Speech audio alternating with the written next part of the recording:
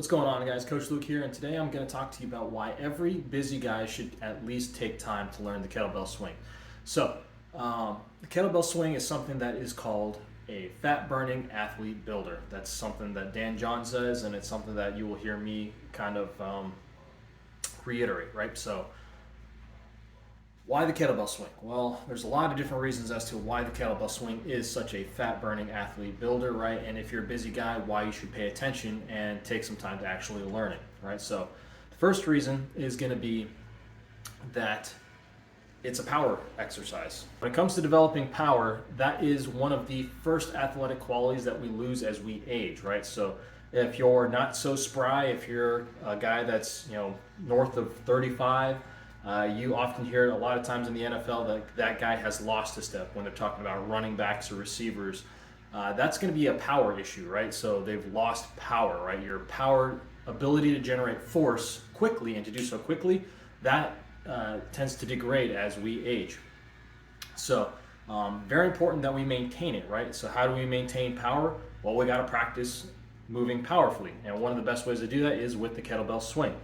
It's a lot easier to learn than some of the other traditional barbell exercises that they use to develop power, namely the Olympic lifts, right? So if athleticism is your goal, the kettlebell swing is a great alternative to the Olympic lifts, especially if you're someone that's beat up, older, and has no interest in learning the Olympic lifts at all. Okay, so that's reason number one. Reason number two, that you should have the swing in your arsenal of movements to understand and to learn, is that it is a hip hinge pattern, right? So the hip hinge pattern is one of the most undertrained patterns as far as movement patterns are concerned in the gym, right? Most busy guys, if you ask them, how many squats do you do on a daily basis, or on a workout basis, or how many pushes, or how many pulls, how many bench presses versus pull-ups do you do?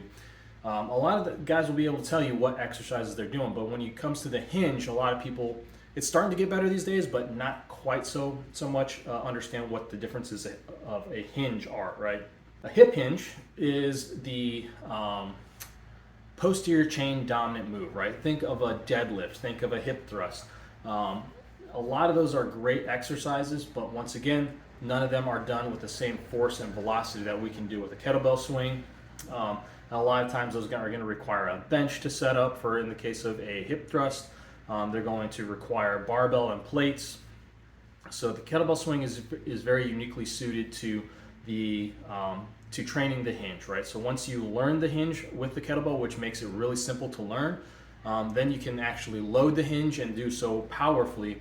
So it is a very, very important exercise when it comes to making sure that you have an overall balanced strength and conditioning program. Speaking of conditioning, right? Conditioning is going to be one of the key benefits when it comes to fat loss when it comes to the kettlebell swing, right? Why every busy guy should have the kettlebell swing in their arsenal when it comes to body composition is there really is no other conditioning exercise similar to the kettlebell swing.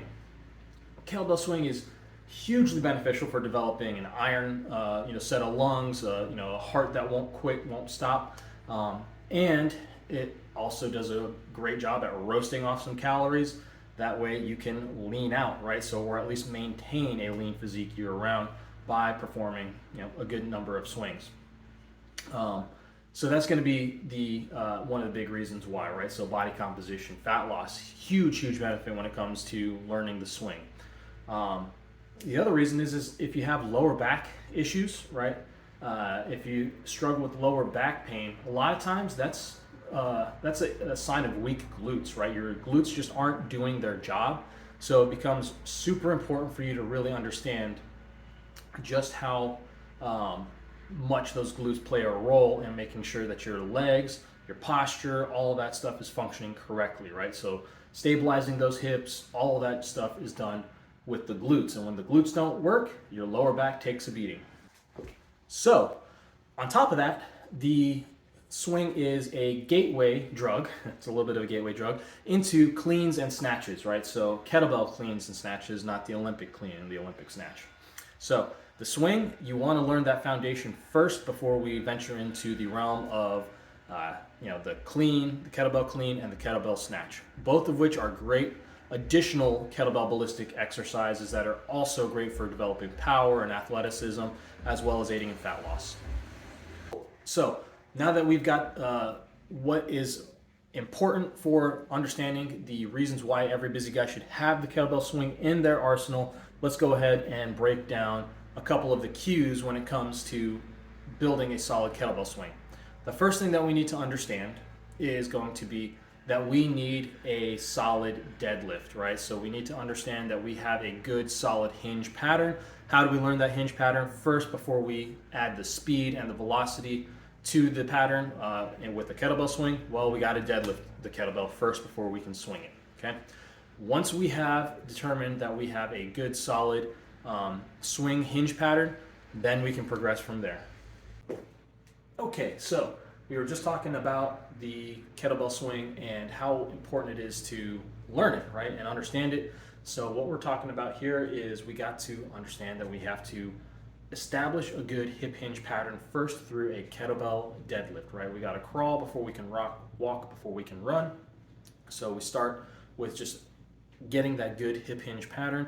One of my favorite ways of establishing a good hip hinge pattern is through something called the miracle drill, which is also something that I learned from the legendary strength coach according to Men's Health, Mr. Dan John, and I will show you what that looks like, right? So what we're gonna do is we are going to put a band around the knees. We're gonna elevate the toes onto a 2x4 or some type of platform, whether it could just be kettlebell handles, but basically we want those toes to be elevated to where you kind of feel a little bit of a gentle stretch in your calves, and it's actually gonna be forcing you to shift your weight onto your heels. With that band around the knees, we're going to actively push the bands out, and then we are going to have a kettlebell that we're going to have either loaded onto the chest, or we're going to have it loaded on the back. So this would be what would be called a waiter's bow style, right? So you either have the goat bag swing or the waiter's bow. However you choose to load your torso is totally up to you. Generally speaking, I like to have it in the goat bag swing. You're going to have that kettlebell placed right there, right beneath the rib cage, where you're actively going to have to push that kettlebell out against with your diaphragm, right? So you're going to be thinking about pushing your stomach against that bell for a little bit of tactile feedback, right? So once we have that kettlebell magic drill set up, we've established that hinge, then we can kind of go ahead and practice our deadlift, right? So you get that hinge pattern established with the miracle drill, kettlebell deadlift, and then from there we will be ready to swing. A couple of drills there would be just establishing a good start position, right? So making sure that when you start a kettlebell swing, you are starting it from a good spinal position. We have that, what I like to call the silverback gorilla position, where you have that kettlebell out in front of you. It is tipped off of its axis. You have a nice straight line from the bottom of the bell through the hands all the way up into the shoulders, and then you hike it back like you're the center in football, right? You just practice that a couple of times, and then from there you are now set up for your solid first swing, right? A couple of things here, guys. I recommend that you use a weight that is heavy enough for you to feel and to give you some feedback, but light enough to where it's not going to potentially do any kind of damage if your technique is a little bit off, since you are learning the new exercise. Now, that being said, put forth some effort into it. It's not going to, a couple of crappy reps are not going to completely wreck your back health, right? This is a learning process. You're going to do a fair amount of crappy reps, right? So you need to be able to practice this, but you should always be seeking, obviously, to get better with every rep. So that being said, I would choose a weight that is, once again, heavy enough for you to get some feedback on, but also light enough to where you're not going to throw your back out or anything like that, right? For most guys, typically I recommend anywhere from a 12 to 16 kilo bell.